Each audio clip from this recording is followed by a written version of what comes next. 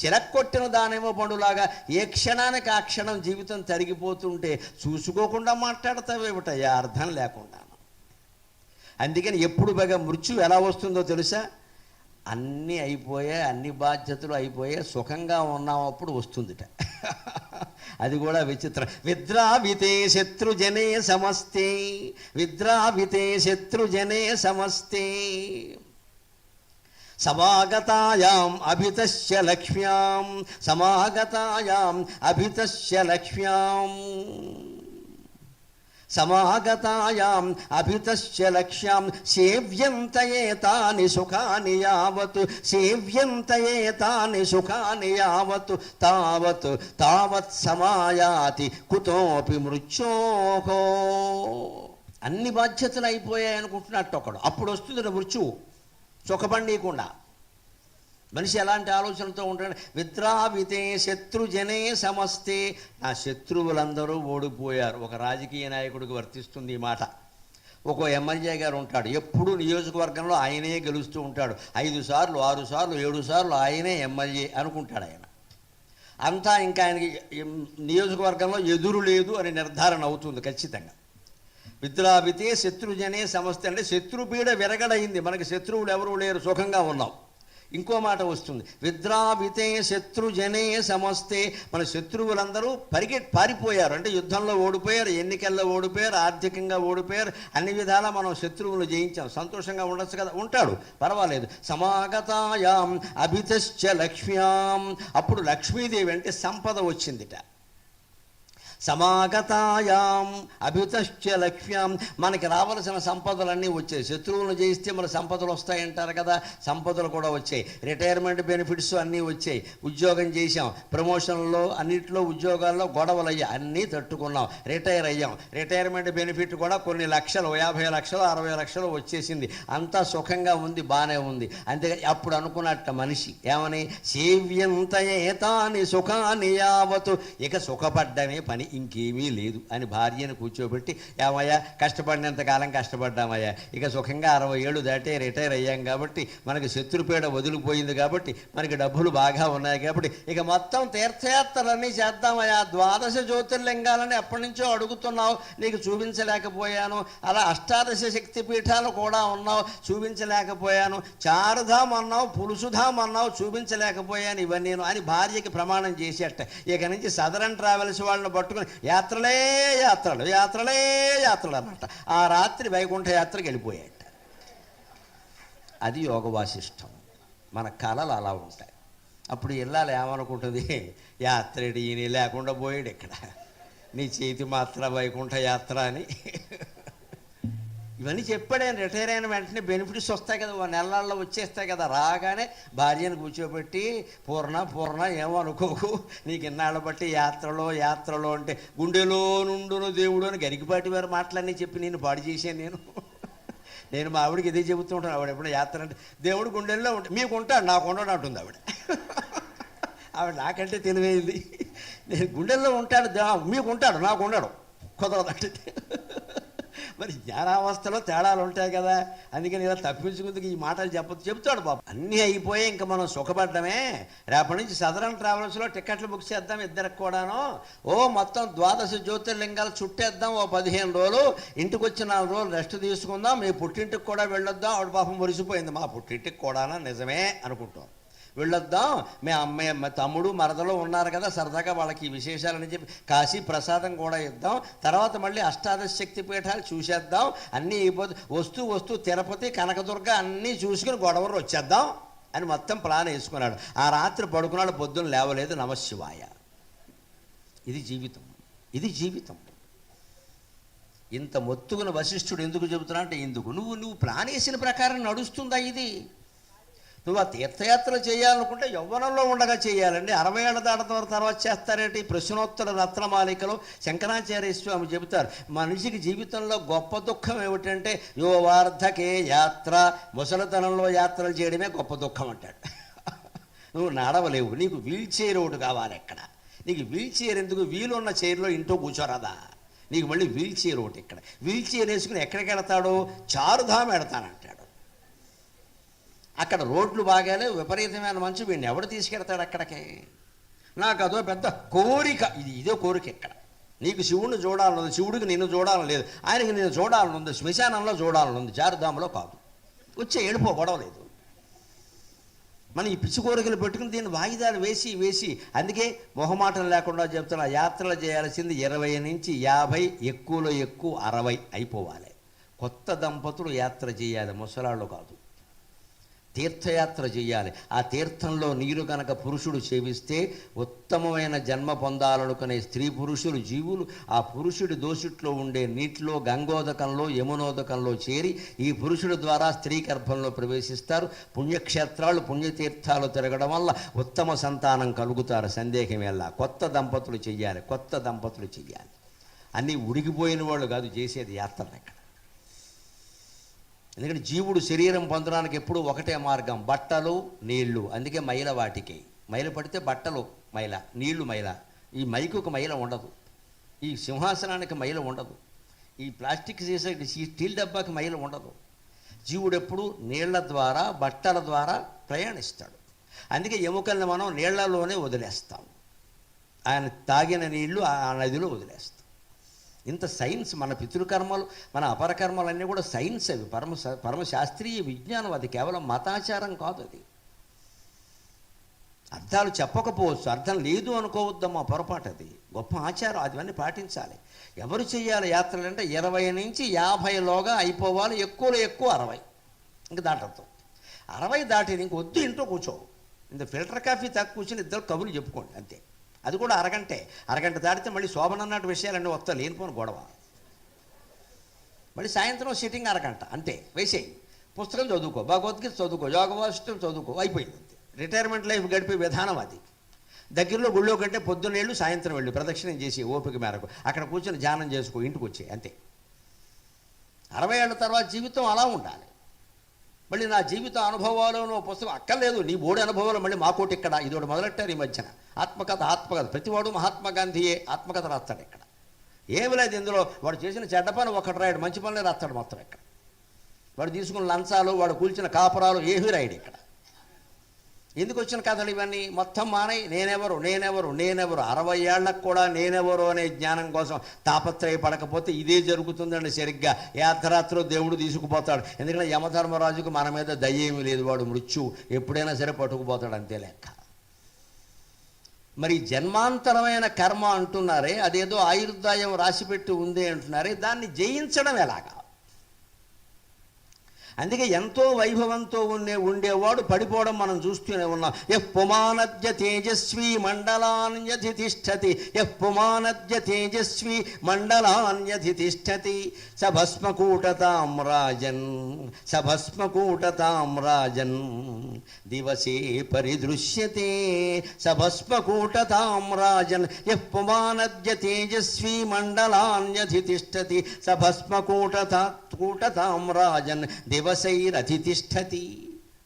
నిన్నటి వరకు సమస్త మహాసామ్రాజ్యాన్ని పాలించిన వాడు ఈవేళ మరణాన్ని పొంది శ్మశానంలో పెద్ద కొడుక్కి 2 ఎముకలుగా మిగిలాడండి. ఎంతమంది లేరండి ఇలాగా? ఎంతమంది లేరండి? చనిపోవడం సంగతి పక్కనెట్టండి. మహాసామ్రాజ్యాన్ని పాలించిన వాళ్ళు పదవులు కోల్పోయి సామాన్యులుగా ఉండడం మనం చూడడం లేదా? ఇప్పుడు కూడా నేను పదవిలో ఉన్నా, అది కుదిరే పని కాదు. ఇది అయిపోయింది, ఆ వైభవం అయిపోయింది.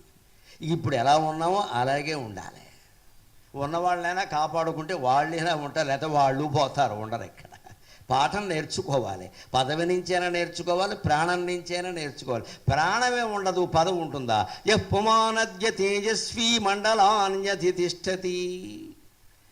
తెల్లారితే నేనే ప్రధానమంత్రిని, నేనే ముఖ్యమంత్రిని, నేనే సామ్రాజ్యాధిపతిని ప్రమాణ స్వీకారం చేస్తా అనుకున్న వాళ్ళు అంతకు ముందు రోజు రాత్రే వెళ్ళిపోయిన సందర్భాలు ఉన్నాయండి.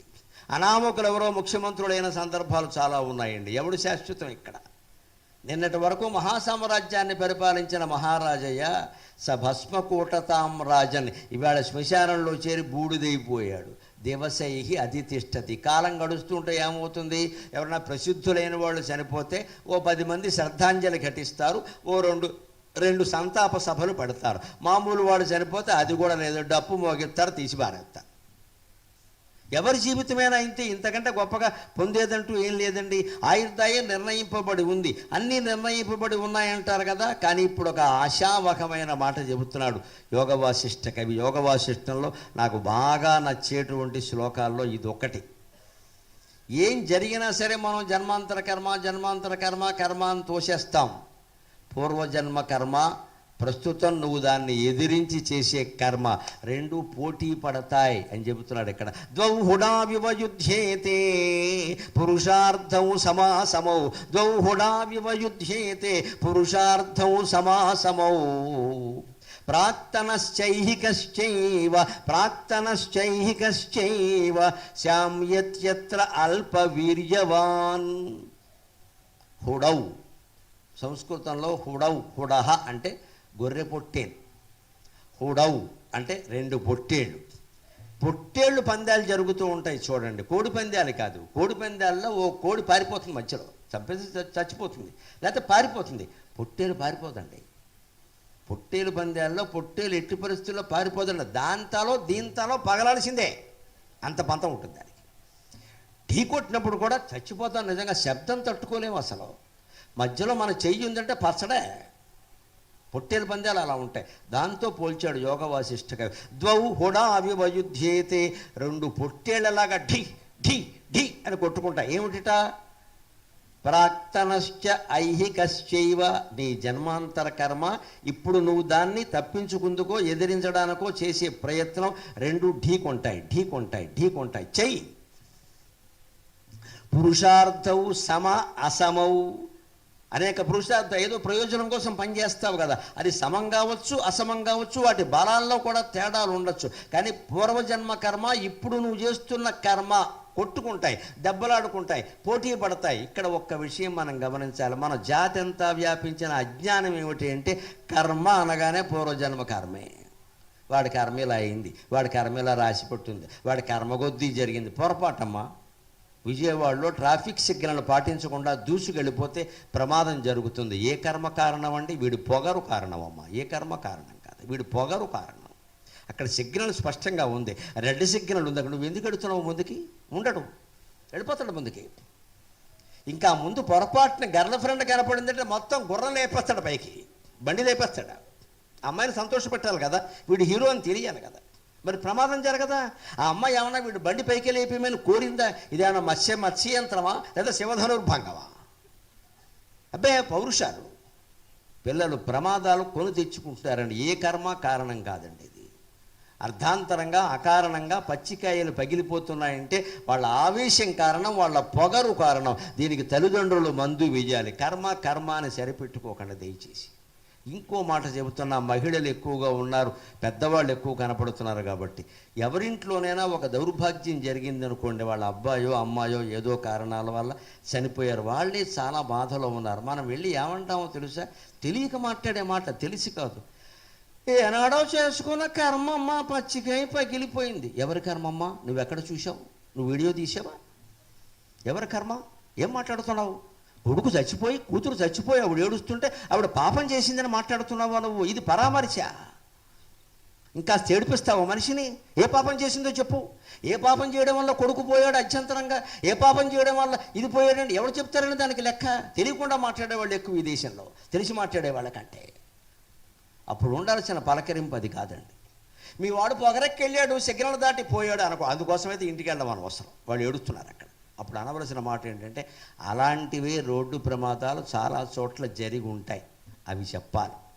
బాధపడకమ్మా, ఏం చేస్తాం, జరిగిపోయింది కదా. ఇలాంటివే చాలా జరుగుతున్నాయి. మొన్న మా తోడళ్ళు కొడుకు ఇలాగేనమ్మా, పాపం పచ్చని కూరాడు, పెళ్ళి కూడా చేద్దాం అనుకున్నారు, చచ్చిపోయాడమ్మా. ఇలాగే రోడ్డు ప్రమాదమే, ఏం చేస్తాం.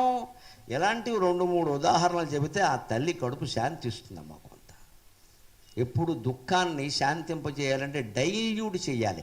డైల్యూట్ అంటే దాన్ని నీళ్లల్లో ముంచడం, ద్రవీకరణ చేయడం. మామూలు ఇటువంటి దుఃఖాలు జరుగుతూనే ఉంటాయి, అందరి ఇళ్లలోనూ వస్తాయి. అప్పుడు నీ దుఃఖం శమిస్తుంది. అందుకని దాన్ని ఇంకాస్త పెంచే విధంగా మనం మాట్లాడే విధానం, ఏ జన్మలోనో చేసిన కర్మ అంటే ఆవిడ పాపాత్మురాల్లా కనపడుతుందా నీకు? ఆ జన్మ ఏమిటో, ఆ కర్మ ఏమిటో నువ్వు చెప్పగలవా? ఖచ్చితంగా ఇవన్నీ పూర్వజన్మ కర్మ ప్రకారం ఉండవండి. ఇది అజ్ఞానం. కర్మ సిద్ధాంతం అనేది మొత్తం ఈ జన్మ కర్మ గురించి చెప్పింది 75%. పావల పూర్వకర్మ గురించి చెప్పారు. ఇంకా అనుమానం ఏదైనా ఉంటే ఈ మధ్యనే నేను తెలంగాణలో సూర్యాపేట అనేటువంటి పట్టణంలో కర్మ సిద్ధాంతం మీదే 2 గంటలు మాట్లాడాను. త్వరలో మా దాంట్లో విడుదలవుతుంది. అది అన్ని ముఖ్య కేంద్రాల్లో అది చూడండి. అందులో మొత్తం కర్మ సిద్ధాంతం మీదే ఉంటుంది. కర్మ సిద్ధాంతం మొత్తం ఈ జన్మ కర్మ. నేను మాట్లాడుతున్నాను, మీరు వింటున్నారు. ఇది కూడా ఒక కర్మే. దీంట్లో నేను ఆశించవలసింది ఏమిటో తెలుసా? నేను దిగ్గానే అందరూ నాకు దండాలు పెడతారు, దండలేస్తారు, శాలువాలు కప్పుతారు, అంతా దీన్ని మొత్తం మారిపోతారు, గొడవరు అంతా స్వర్గలోకం అయిపోతుంది. ఇది ఓవర్ యాక్షన్ అంటారు. దీన్ని ఏం జరగదు ఇక్కడ. మళ్ళీ ఎవడ గొడవలో వాడే ఉంటాడు. చెప్పే ఉపన్యాసాలన్నీ టీలోనూ పాలల్లోనూ నంచుకుంటాం. మళ్ళీ ఎవడి మురుగుంటలో వాడే ఉంటాడు. ఎవడు కులపిచ్చి వాడిది, ఎవడు మతం పిచ్చి వాడిది, ఎవడు యవ్వనం పిచ్చి వాడిది, ఎవడు డబ్బు పిచ్చి వాడిది. నాకున్న పిచ్చి ఏమిటంటే ఈ మాట్లాడడం ఒకటే. నా పిచ్చి నాది. నాకు అది ఒక్కటే చేతనవును. నేను బాగానే చెప్పాను అనే సంతృప్తితో నేను వెళ్ళిపోవాలి తప్ప ఇక్కడి నుంచి ఏదో పెద్ద ఫలితాన్ని ఆశించకూడదండి. డబ్బు రూపంలో కానీ, గౌరవాల రూపంలో కానీ, లేకపోతే సమాజంలో మార్పు రూపంలో కానీ ఏమీ ఆశించకూడదమ్మా. నా పని నేను చేశాను, మిగిలింది భగవంతుడు చూసుకుంటాడు, నాకు అనవసరం అది అని వెళ్ళిపోతే మీ అందరి జీవితాల మాట ఎలా ఉన్నా నేను బాగుంటాను, అనుమానం వేళ. నాకు ఇది వంట పట్టిందిగా. నేను ఇంక మీకు ఎలా అర్థమైంది? మీరు నాకేమి ఇస్తారు? మళ్ళీ ఇక్కడ కార్యక్రమం పెడతారా? ఈసారి 10 రోజులు పెడతా. ఇది మళ్ళీ బంక నేను అంటించుకున్నట్టు అయింది. ఇప్పుడు యోగ వాసిష్టం దేనికి ఇక్కడ పని లేక? నిర్మమకారంగా, నిర్లేపంగా, నిర్మలంగా, నిత్యంగా చెప్పేవాడు సాధువుల వెళ్ళిపోవాలి. మధ్యలోంచి ఏమీ ఆశించకూడదు. నమస్కారానికి నమస్కారం అంతే. బాగుపడడం, బాగుపడకపోవడం, మార్చుకోకపోవడం మీ ఇష్టం. నాకేమిటి సంబంధం? అది ఏ పనైనా అంతే. ఈ ఒక్క పని, ఇది ఉదాహరణ ప్రత్యక్షంగా ఉంది కాబట్టి పిల్లాడు పరీక్ష రాస్తున్నాడు. ఎన్ని మార్కులు వస్తాయి? బాగా చదువు, మార్కులు రావాలి, నీకు ఖచ్చితంగా MBBS సీట్ రావాలి, పక్కింటి వాళ్ళకి వచ్చేసింది, మనకి ఇంకా రాలేదు. ఇవన్నీ వద్దమ్మా. మీ మేనమామ డాక్టరు, మీ మేనత్త డాక్టరు, మీ పెత్తండి డాక్టరు, వాళ్ళందరూ డాక్టర్లు ఉన్నప్పుడు వీడు పేషెంట్ అవ్వచ్చు కదా. వీడిని కూడా డాక్టర్ ఎందుకు చేస్తారు? ఈ దరిద్రపు మాటలన్నీ పిల్లల దగ్గర మాట్లాడబట్టి వాళ్ళకి టెన్షన్ ఎక్కువైపోతుంది. వాళ్ళు చదవలేకపోతున్నారు, ఆత్మహత్య చేసుకుంటారు. లేదా చదువుకునే కుర్రాడు ఆత్మహత్య ఏమిటండి? 10 మంది పిల్లలు ఉన్నవాళ్ళు, పేదరికంలో ఉన్నవాళ్ళు ఎవరు ఆత్మహత్యలు చేసుకోలేదే పూర్వం. చదువుకునే కుర్రాడికి ఆత్మహత్య చేయటమా? ఇటు తల్లిదండ్రులు ధనవంతులు, రేపు పెళ్ళి అయితే అత్తారు ధనవంతులు. వీడు ఆత్మహత్యలు ఎందుకు చేసుకుంటున్నారండి? మన మాటలు వాడి మీద విపరీతమైన ఒత్తిడి పెడుతున్నాం. అక్కడ వాడు చదువులోంచి బయటకు వస్తే రారా, అస్తమానం చదివేమిటరా, కూర్చో అని కాసేపు తల్లి మాట్లాడాలి. అలా బయటికి రాకూడదురా. కాన్సన్ట్రేషన్ అని మూతి తిప్పద్దమ్మా. ఇక్కడ అంత కాన్సన్ట్రేషన్ అవసరం లేదు. ఇక్కడ రానివ్వాలి, బయటికి రానివ్వాలి. పండగలు, పబ్బాలు, ఆచారాలు, బంధువులు, మిత్రులు అందరూ ఉండాలి.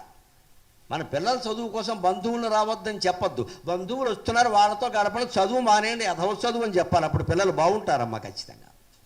అస్తమానం చదివే చంపేస్తున్నారు పట్టుకుని. ఇక్కడ ఓ మేనత్త తెలియదు, మేనమామ తెలియదు, పెంతల్లి తెలియదు, పెంతండ్రి తెలియదు. వీడికి దుఃఖం వస్తే ఎవరికి చెప్పుకోవాలో తెలియదు. ఇవాళ యువతరం తరఫున మాట్లాడుతున్నానమ్మా. వాళ్ళకి అమ్మ లేరు, నాన్న లేరు, ఆత్మహత్య ఒక్కటే మిగిలింది మన దయ వల్ల. అమ్మ లేరు, నాన్న లేరు, అమ్మ ఎక్కడో వర్కింగ్, నాన్న ఎక్కడో వర్కింగ్. వీడు బాధ చెప్పుకుందుకు మనిషి లేడండి. మేనమావ లేడు, పెంతండ్రి లేడు, అందరూ అంకుల్ అంకుల్ అంకుల్ ఎదవ అంకుల్. రాష్ట్రపతి మొదలు రిక్షావాడి వరకు అందరూ అంకులే. ఈ దరిద్రం పోవాలి. బంధువుల్ని పిలవాలి.